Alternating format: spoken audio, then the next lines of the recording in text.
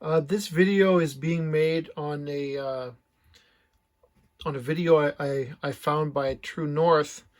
Um, this to me reflects the true situation here in Calgary and Alberta.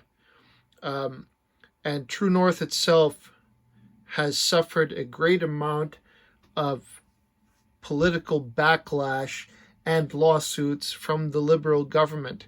They were even sued and their powers limited to report on the election and on Trudeau's press conferences. So, like Rebel, they are extremely, you could say marginalized, but a better word would be alienated by the Liberal government and outlawed by the Liberal government. So I'm going to play this. It's a wonderful clip. All credit to True North. The documentary is called Calgary in Crisis. Thank you for watching.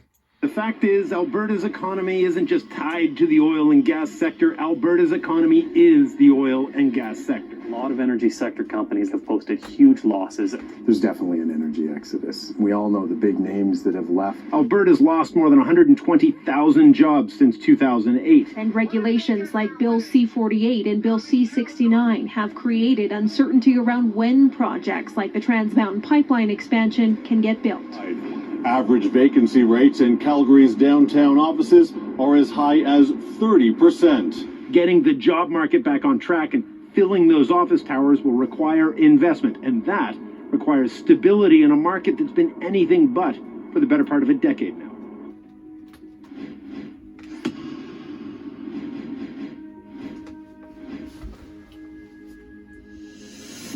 Calgary was once a place where families could thrive. You could find work, keep a good paying job, buy a house in a safe neighborhood, and know that your kids had a future filled with opportunity ahead of them. It was a middle-class paradise, home of the Canadian dream. I always loved visiting Calgary. There was an energy to the city, so full of promise, full of life. It seemed like a place where ambitious people with new ideas and that entrepreneurial spirit could thrive. Calgary was an exciting place, full of interesting people living at the frontier of Canada's thriving energy industry. Today, however, things are very different. 2 weeks ago, I had an interview with Walmart. I went and there was a big line. I think 60 people were there, and I didn't get that job even either. All we know how to do is work, okay? So they've taken the ability for us to work and provide for our families away from us. Albertans aren't afraid of breaking a sweat and doing a little bit of work. That's what this province was built on. But when you take all that work away, where's the supplement, right? Yeah, things are tough here. You cannot live in Alberta and not know somebody that hasn't lost a job or their business or their home. Unless you actually see it, it's hard to imagine. With political uncertainty and policies adversarial to the energy industry in Alberta, the city has been ravaged by an economic collapse. Calgary's unemployment rate has nearly doubled over the past 5 years, with nearly 20% of young men now unable to find work. On the evening news, when it comes to Alberta, we hear a lot about the political turmoil, about angry and frustrated activists, and about the resurgence of a Western separatist movement. But what the evening news hasn't been covering is the human side of the equation. The story of how this economic crisis is impacting everyday Canadians living in Calgary. What is it like to lose your job? To lose your home, maybe even lose your family? You start to lose hope. And to add insult to injury, far too often, Albertans in need only see the rest of their country turning their backs and turning up their noses at Alberta's problems. Albertans, it seems, have become the punching bag of Confederation, all while still paying more into the system than they receive back in federal services and transfers. Instead of being met with compassion and support, so many Canadians, especially those in positions of power, seem to treat Alberta with scorn and derision. I'm fully opposed to the Trans Mountain. I've been opposed to it. I will continue to be opposed to it. Large pipeline projects have failed to gain social license from all across the continent. The atmosphere and our climate certainly don't need them. I don't see how we can have a new pipeline. There's no social acceptability for a new oil pipeline. I would never back down from opposing a Trans Mountain pipeline. I'm not ever going to drop my opposition to the pipeline. Does that not ignore the real economic anxiety that Albertans in Saskatchewan? You know, maybe it does, but that's not my priorities. True North flew to Alberta's largest city to take a look at the situation. We wanted to see what it was like to live through the decline of Calgary and to try to understand the impact it's having on our fellow Canadians living in this once thriving city. This is Calgary today. It has been described to me as an invisible ghost town. The problems are all under the surface. Calgary still looks like a bustling city, but about 1/3 of the office spaces are empty and vacant. In Calgary, the unemployment rate is the highest in the country. The opioid crisis has claimed hundreds of lives and has grown by 400% in the last year. Personal bankruptcy rates are up 15%, while business bankruptcies have grown by 70%. 1 in 4 residents relies on the food bank, and the suicide rate is 50% higher than in Ontario. I came to Calgary directly from Iran because of my brother. He was always showing me lots of good things about Calgary. I got a job as an ESL teacher with one of the immigrant center. Then all of a sudden we heard the rumors about the cutting hours, cutting the budgets, government funding. Mehri is an Iranian immigrant who has been in Canada for 5 years and is now a Canadian citizen.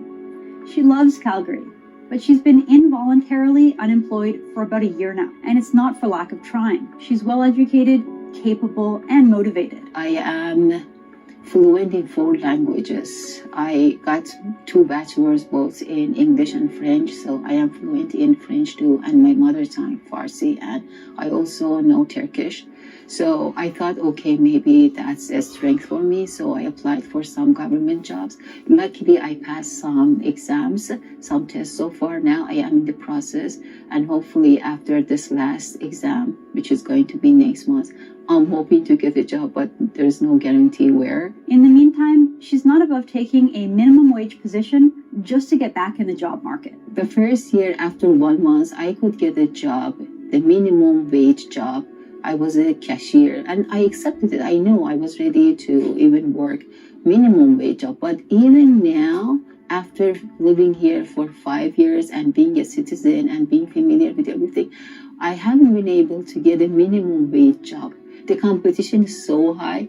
2 weeks ago, I had an interview with Walmart. I went and there was a big line. I think 60 people were there and I didn't get that job even either. She told me that she'll take any job she can find, and she showed me all of the places where she's submitted a resume or had a job interview, only to be told the position was filled by someone else with more work experience. 2 weeks ago, I was so depressed. I thought, okay, I should apply for as many jobs as I can. I swear to God, I applied for more than 40 jobs in one day, but it's the tough job market, so I haven't been able to get a job so far. You want to be working though? Sure, and I'm ready for anything. It doesn't matter what kind of job, anything. According to Mehri, she isn't the only one going through this. 1 month ago, I was talking to my doctor, and she said, oh, it's not just you. I have many patients who are suffering. They have lost their jobs after working for a long, long time. Well, I have many years of experience. I can't find a job as a teacher. I just lost my job. And I can't find a job as an admin assistant. So it's affecting many industries, I can say. It's not just me. Mehri continues to struggle, but her heart is in Calgary, and she's part of this community now. She told me that Calgary represents freedom to her, and she doesn't want to leave, although if the economy continues to slump, she may have to. I have mates, lots of good friends here. I really like this city. I have lots of good memories. It was just like freedom for me coming from Iran, spending so many years just struggling to get here. And now I see, oh no. Well, I know it's hard for everybody. It's not just me. I hope it gets better. I see so many people are not really happy as it used to be. I remember the first year that we were here as a cashier, there were people just doing lots of big shoppings, but nowadays people can't afford, they're not able to afford even doing good shoppings. They have to just consider their limited budget. So I hope for the better future for Canada and Calgary specifically. To understand what is happening in Calgary today and how devastating the collapse of the oil and gas industry has been to this city, let's go back and see how the growth of Calgary has historically and intrinsically been linked to the energy industry. Calgary was first connected to central and eastern Canada through the construction of the Canadian Pacific Railway, which was built as a result of Conservative Prime Minister Sir John A. Macdonald's national policy. Macdonald was Canada's first Prime Minister, and he sought to build up the country and foster east-west trade through a national policy of restrictive trade. The nation-building plan included high tariffs on imported manufacturing products in order to protect and promote the manufacturing base in central Canada, as well as to build a national railway and encourage migration and immigration into Western Canada. This meant that Canadians out west were forced to pay higher prices, while central Canadian businesses were able to set their own prices and ultimately build inefficient, state-protected monopolies. The new railway reached Calgary in 1883, and the following year, in 1884, Calgary incorporated as a town. It had fewer than 3,000 inhabitants at the time. Western Canada's first oil well was drilled in 1902 in Waterton Lakes, about 250 kilometers south of Calgary. The boom was short-lived and fizzled out within 6 years, but it ignited a passion for petroleum exploration in the region. 3 years later, in 1905, Alberta officially became a province in the Dominion of Canada. Prior to that, it had merely been a district within the Northwest Territories. At the time, there was some debate over whether Alberta and Saskatchewan should join the Canadian Confederation separately or together as one large province to be called Buffalo. Liberal Prime Minister at the time, Wilfrid Laurier, did not want a large province that could one day compete and perhaps challenge the political clout of Quebec or Ontario, and so he opted to carve out two separate and therefore weaker provinces. Fast forward to 1914, when wet natural gas was discovered in Turner Valley to the southwest of Calgary. It created an instant stir. Over 500 petroleum companies were formed or came to Turner Valley, overnight turning it into a boomtown with the nickname the Roughneck Little New York. By the end of the First World War in 1918, Imperial Oil, which is a Canadian subsidiary of the US-based Standard Oil, began developing the Turner Valley gas fields. They had limited commercial value, however, due to a lack of pipelines to bring gas to markets in the US or Central Canada. Sound familiar? Resources dried up during the Great Depression and the Second World War, and a lack of infrastructure hurt the fledgling industry. It wasn't until 1947 that Alberta really put itself on the map of global energy production. On February 12, 1947, Imperial Oil discovered a 200 million barrel oil field in Leduc, Alberta. That small oil field, Leduc No. 1, changed the course of Alberta and Canada's economic future, and turned Calgary into the home and corporate headquarters of Canada's oil and gas industry. That same year, 1947, a pipeline was built to transport oil from Turner Valley up to Calgary, one of 3 pipelines that moved gas products in Canada at the time. The oil and gas industry continued to boom in Canada, and Calgary's population grew alongside the industry. Calgary's population grew by 60% in the decade between 1955 and 1965, from 200,000 up to 325,000. In the mid-1960s, the Great Canadian Oil Sands Company, later renamed Suncor, opened up a refining plant in the Athabasca region in northern Alberta to begin extraction work in the vast oil sands. There was immediate growth in the area, and a small Hudson's Bay Company trading post called Fort McMurray quickly grew into a boomtown. But it was geopolitics that really fueled Alberta's growth and prominence in the global oil markets. In 1973, the Organization of Arab Petroleum Exporting Companies announced an oil embargo following the Yom Kippur War. A group of Arab nations attacked Israel on the holiest day of the Jewish calendar. The US and its allies backed Israel, and the Arab OPEC nations in turn restricted the sale of their oil to the West. Because of this embargo, the global price of oil soared and sparked significant interest in further developing the Athabasca oil sands region. The world needed a safe, secure, and reliable source of oil, and Alberta stepped up to the plate to offer a stable, peaceful, and predictable environment to meet furious global demands for oil. Throughout the rest of the 1970s, Alberta experienced a drastic oil boom equivalent to a modern-day gold rush. Oil prices were sky-high. The province began attracting entrepreneurs, investors, workers, and adventurers, all looking to make a good living and build a new future. There were more jobs in Alberta than ever before. The province's population grew by a third in just a few years' time, and the housing market boomed. In 1978, Syncrude Mine opened in Fort McMurray, and today it remains the largest bitumen mine in the world. The Alberta dream was created, and Calgary was a booming, thriving metropolis. But then suddenly everything changed. In 1980, Pierre Elliott Trudeau's Liberal Party was elected to a majority government.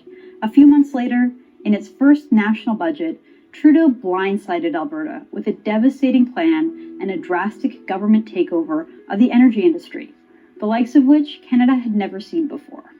The dreaded National Energy Program, or NEP, was a sweeping attempt for the federal government to take over control of the petroleum industry. It was the most drastic and unilateral example of a government takeover of an industry in Canadian history, rivaling the actions of communist dictatorships in countries like Iran, Cuba, Venezuela, or the USSR. The NEP had three main stated objectives: to reduce Canada's dependence on foreign oil by creating self-sufficiency in domestic oil supplies, to gain greater Canadian ownership of the oil industry, and, most devastatingly and controversially, to redistribute the wealth generated from the oil industry away from Alberta towards the federal government in Ottawa and energy consumers in central Canada. It accomplished that last objective through higher taxes, more resource royalties, and by taking a 25% stake in many privately owned oil and gas corporations. Trudeau also imposed a set national price on a barrel of oil, which was markedly lower than the world price. This benefited manufacturers and consumers in central Canada while harming the ability of Alberta businesses to turn a profit. This draconian shift in policy aimed to take power and resources away from entrepreneurs, private companies, and local governments in Alberta and hand it over to the federal government caused anger and outrage. It also scared away investors, caused foreign companies to pack up and sell off Canadian assets, and plunge the province into a recession.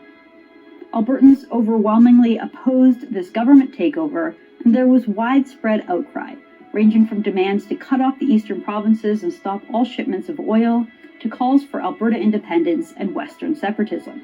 Just as the province was grappling with these drastic government-led changes, suddenly the global oil bubble burst. After the OPEC crisis, the oil industry expanded too rapidly and began producing more oil than it could sell. Oil supply quickly exceeded demand, and crude prices sank to record lows. The world fell into the biggest global recession since the Great Depression. By the time the Supreme Court of Canada ruled that Trudeau's tax grabs were unconstitutional, it was too late. The industry had already been reduced to a shadow of its former self. But the story doesn't end here. Alberta, being Alberta, began to recover and rebuild in the 1990s. Conservative Ralph Klein was elected premier and began implementing free market economic reforms, signaling that Alberta was once again open for business.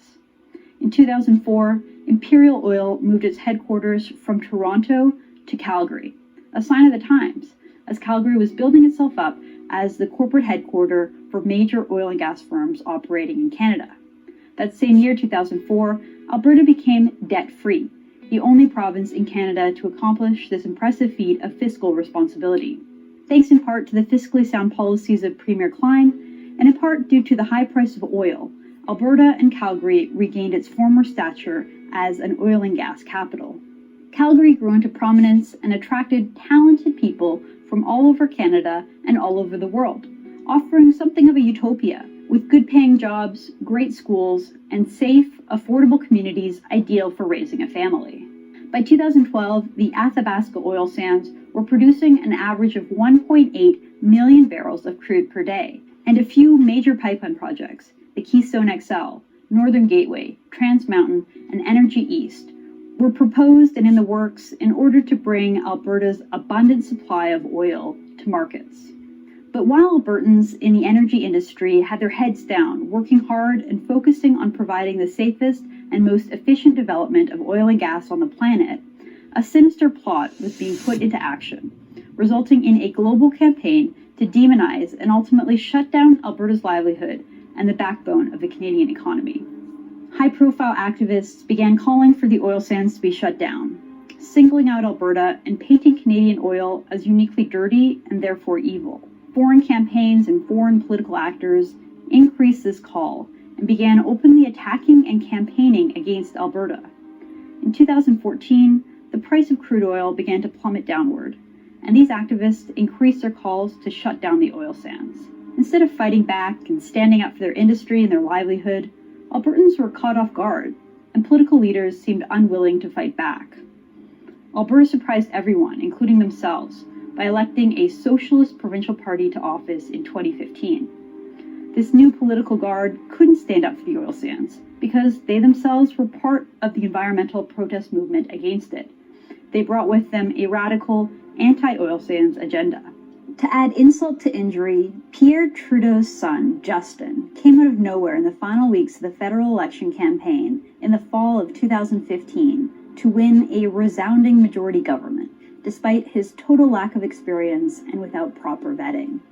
Justin seemed to carry a grudge against Alberta and surrounded himself with advisors and top ministers who were downright hostile to the energy industry and Alberta. It was a perfect storm. On the one hand, we saw politicians in Ottawa and Edmonton who were adversarial to the interests of Alberta. And on the other, a slumping global price of oil made the most cost-intensive oil extraction projects unfeasible. In the fall of 2019, things went from bad to worse for Calgary. Husky Energy Inc. announced it would be laying off hundreds of workers from its headquarters in Calgary. Just days later, Encana, one of the city's oldest and largest energy firms, announced that it was changing its name and moving its headquarters to the United States. With an operational history stretching back to 1958, Encana is one of the most prominent Canadian energy firms. To that point, the name Encana is a shortened version of Energy Canada. They had nearly $6 billion in revenue in 2018. In 2020, Encana will be renamed Ovintiv and will be relocating its headquarters to Colorado. Through government policy, they debilitated the industry. It would find it necessary to kind of export itself, if I could put it that way. And that's because, it felt it had no choice with the business climate here in Canada for that industry. Businesses, especially in the oil industry, are leaving Alberta en masse, taking thousands of jobs with them. Many are moving south of the border. Respected businessman, investor in Canadian energy projects, and star of the hit television show Dragon's Den, Brett Wilson, has a pretty strong opinion about why companies are fleeing Canada for greener pastures in the United States. You look at the oil and gas industry in the U.S. and it's booming. Things are going really well in North Dakota. Yet you just go, a couple miles north and things are just totally different. So how is it that the United States can be doing so well at the same time as their neighbor is suffering so much? The United States has grown their oil production over the last 15 years by a factor of 4. Guess what? They have export capacity. First thing they wanted was self-actualization. They now produce enough oil that they can say, screw you, to Saudi Arabia and all the Middle Eastern interests. So because they don't import oil anymore, they're a net exporter. We should be a net exporter, but we're a net importer as a result of what happens in Eastern Canada because we don't supply our own. While many of Calgary's largest employers are leaving the city, smaller firms are leaving too, or simply shutting their doors for good.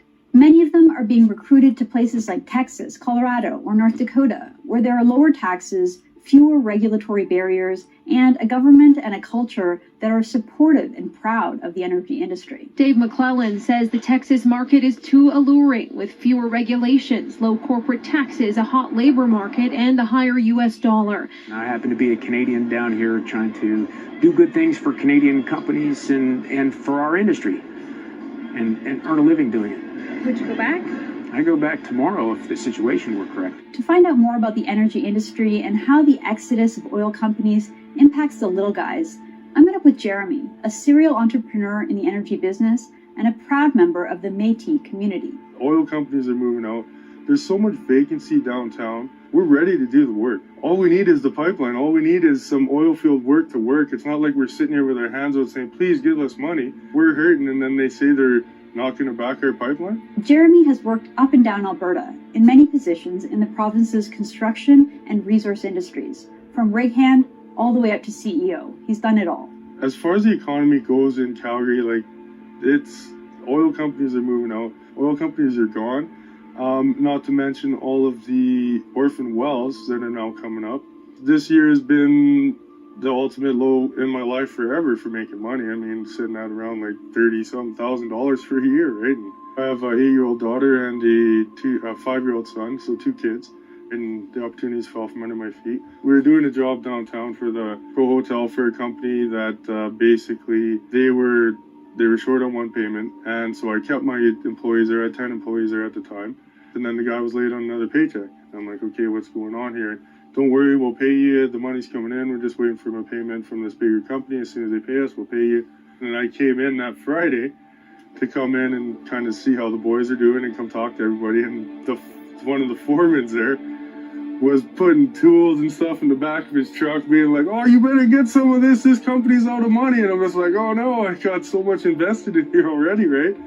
So went and talked to the boys and said, hey, man, sorry, you guys got to get off site. Like, I can't afford to be paying you guys. I'm already a month deep into payroll for 10 guys out of my pocket, basically, right? Trying to keep it going, and now I have 2 outstanding payments. What did you do? How did you afford to get out of that? Well, basically just paid the guys, because I know how it is that, you know, when I don't want to be one of those bosses that says screw the workers, because it's more about me and my family. So I made sure that all the guys were paid, which was important to me because they're my workers. I want to make sure that they can eat. And I had enough money saved up from the previous companies that I was doing okay. So I figured that once I take all this money out, pay all my guys, and then once I get the payment from this company, then it's going to be okay still. So you dipped into your personal savings just to pay your employees? Yes, partially personal and partially some was left from the company as well. Basically whatever money I could get my hands on to pay the guys, right? I mean, the pipeline projects crucial to Alberta's economy are facing legal and political obstacles.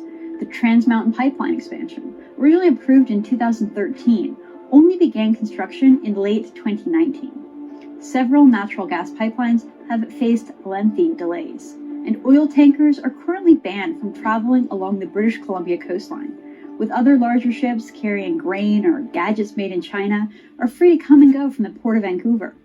Cruise ships, which are much larger than oil tankers and, according to scholars, cause more ecological damage, are welcomed and celebrated in Vancouver. To try to understand what can help turn the province around, I spoke to Professor Ted Morton from the University of Calgary School of Public Policy. Dr. Morton has studied these issues extensively, and he's been in positions to understand the impact of harmful policies, serving as Alberta's finance minister from 2010 to 2011. We're the only province in the history of Canada ever to go bankrupt, right? We went basically bankrupt in 1936. But from the early 1950s until 10 years ago, we went from the poorest to the wealthiest province in Canada. Huge wealth creation. We want to be Canadians, but we want to be Canadians on a fair playing field. Because right now, we're getting killed. In the days and weeks after the federal election, there was this burst of anger and frustration, and lots of support for Wexit and websites and so forth that suddenly went from 2,000 members to 200,000 members and things like that. And the Eastern media said, well, those Albertans, they always get angry and frustrated, but it'll go away. Things will calm down after a while. I wrote a piece then that I think was true, that it's not just anger and frustration, it's also fear. Because the media and the campaign talked about pipelines like it's a financial issue, an infrastructure issue, or federal. It's all of those things, but it's also a people issue. It's a job issue, and Alberta, more than any other province, is filled with young families who've done well enough to own homes with mortgages, but then you lose your job, and then what happens? How do you make your car payments? How do you make your mortgage payments? When that happens, what begins to happen within families? Family violence, alcohol abuse, drug abuse. With the drug abuse crime, we have a crime rate, and even suicides now are up. So it's not just frustration and anger; it's fear. And frustration and anger may, play out over time. Fear doesn't go away until what's causing the fear is removed. And unfortunately, what's causing the fear is the perception, the accurate perception. The government in Ottawa, the Trudeau government, really doesn't give a damn about what's happening here. Alberta's economy is highly resource-based.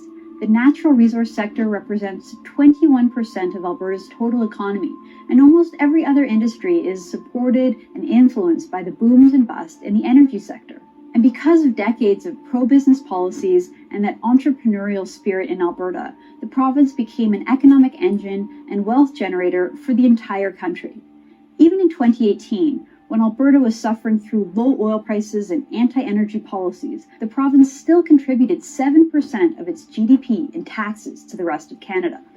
There are few more familiar with the plight of Alberta oil and gas than the new Conservative Premier of Alberta, Jason Kenney. I sat down with Premier Kenney to get a better idea of the politics behind this crisis. Almost every dollar that's left the Alberta oil and gas sector has moved to the oil and gas industry at the same global prices in other places like Texas, North Dakota, Colorado that have full employment.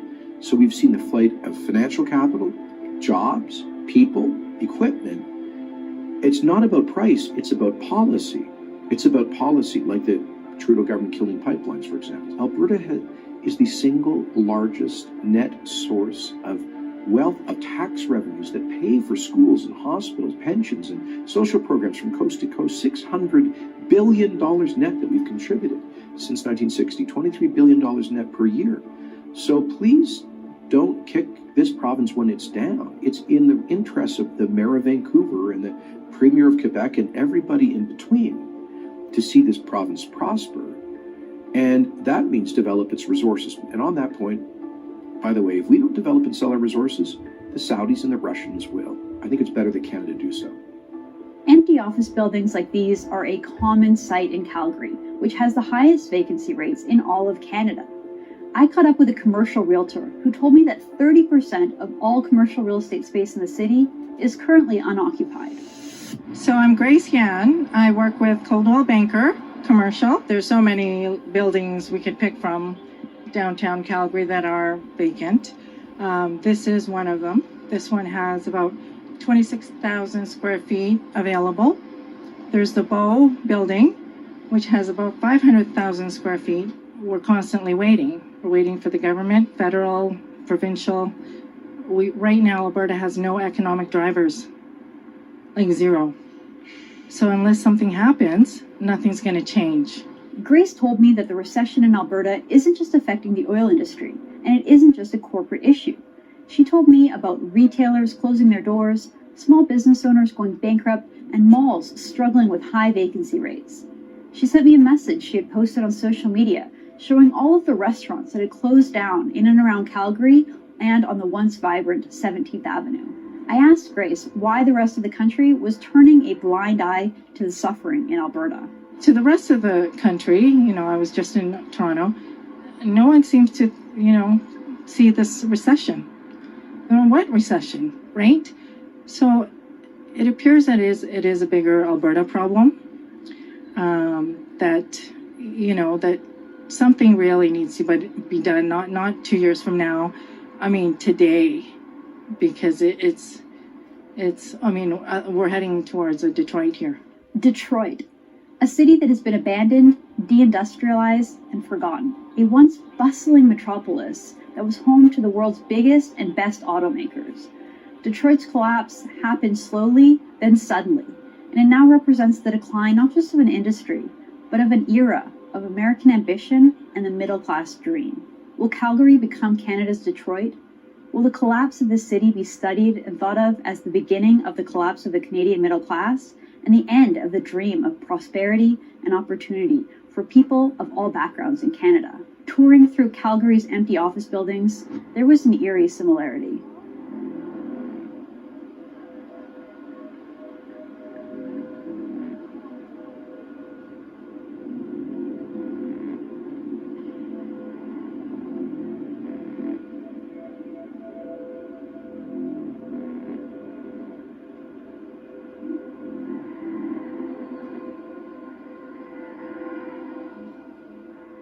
My name is Gail Crowther. I own and operate a business in Calgary that works with other businesses. We surface clean, detail clean computer equipment. I spoke to Gail, a small business owner originally from British Columbia, who moved to Alberta decades ago because she loved the spirit of Calgary. I've been here for quite a while now. Came here for work. Was going to be here a few years and moved back to BC. And I got settled here, had kids here. I'm here to stay now. But like everyone else in the city, she's struggling. 4 years ago, I employed 13 people. I have 3. So I've watched it just collapse, just disintegrate. Gail helps explain how it isn't just the oil and gas companies who are suffering in Calgary, and how the impact of anti-energy policies impact the entire community. It's not just the oil companies, it's all the feeder companies and the people that work for the oil companies. And it just goes all the way down. So investment firms and dentists and everybody, the guy that buys the furniture, all the way down, it just goes all the way down. I know several people that have been laid off for over 2 years and they're not getting work. So I have another friend who's got another business and she put out an ad and she's got, it's a part-time, low-level entry job and she's getting engineers and high-level admin people applying for it because they're desperate. I don't directly work in oil and gas. My kids don't directly work in oil and gas. There's so many people that are out of work and are desperate that can't afford groceries or choosing between heat and food and have lost everything. They've lost their home and all, everything. Unless you actually see it, it's hard to imagine. And I know that people don't see it. People don't realize it. People in Ontario don't know what's really going on here, that our story is not being told. Gail told me about how the economic situation is bad, but what makes it so much worse is how Alberta is being treated by others in Canada. Well, the contempt is hard to take. I think if the Canadians actually saw what was going on, they would have compassion. I think they would have more compassion and less contempt if they knew the situation, how it's really affecting people. Gail told me a lot about what it's like to live through this turmoil in Alberta, and she also helped explain what makes Calgary so special. I've never seen anything like it. I've lived in a few places. The Calgary flood is an example of that. The outpouring of help. You'd ask for help and 6 guys would show up. There's people driving around handing out sandwiches and cups of coffee. It was phenomenal. There was an overwhelming amount of help. You couldn't find a place to volunteer at. There was so much outpouring of help. I've never seen anything like that. The community spirit, how it stepped up. Even the Fort McMurray fire was the same. Step up. That's what happens in Alberta. And you know what? If something was happening outside in other provinces of Canada, Alberta would be the first to step up. The spirit of Calgary and the values the city champions are something that Calgarians spoke to me about over and over again. There's something special about the city, and I caught up with hometown hero, former Calgary Flames star, Olympic gold medalist, and Stanley Cup champion Theo Fleury. Theo helped explain what makes Calgary so special. I was 19 years old, 18 years old when I got drafted by the Flames, and this community, helped me grow up and taught me some really incredible core values of charity and giving back. And, I would say there's no place in the country that gives back more than Alberta. And, when we live in abundance, we support, the less fortunate. And, that was one of the biggest lessons that I learned being a Calgary Flame, was not only were you expected to be a great hockey player, but you're also expected to be a part of this community and give your time to different charities and causes and, show up at events and all that stuff. And, I know that there are a lot of incredible, worthy causes, charities that are absolutely hurting because,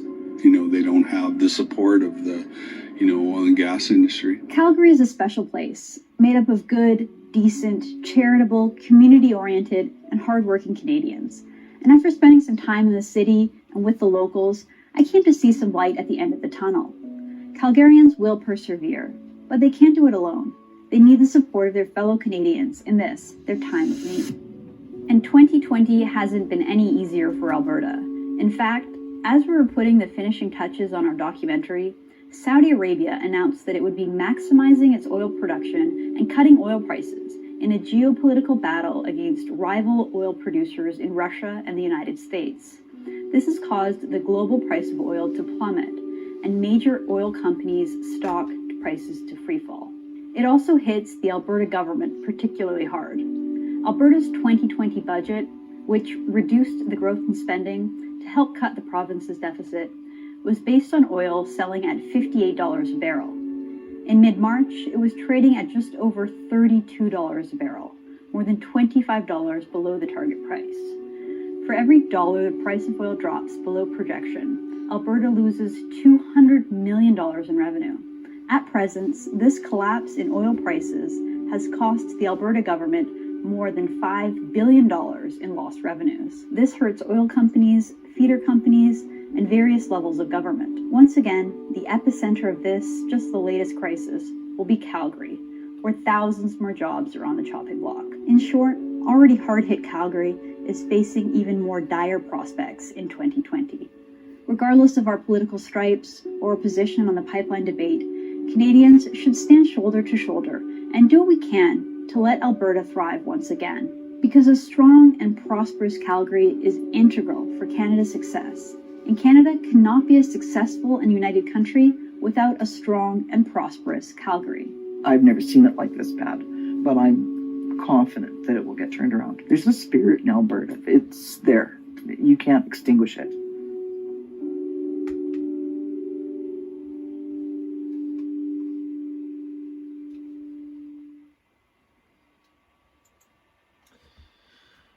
Thank you for watching.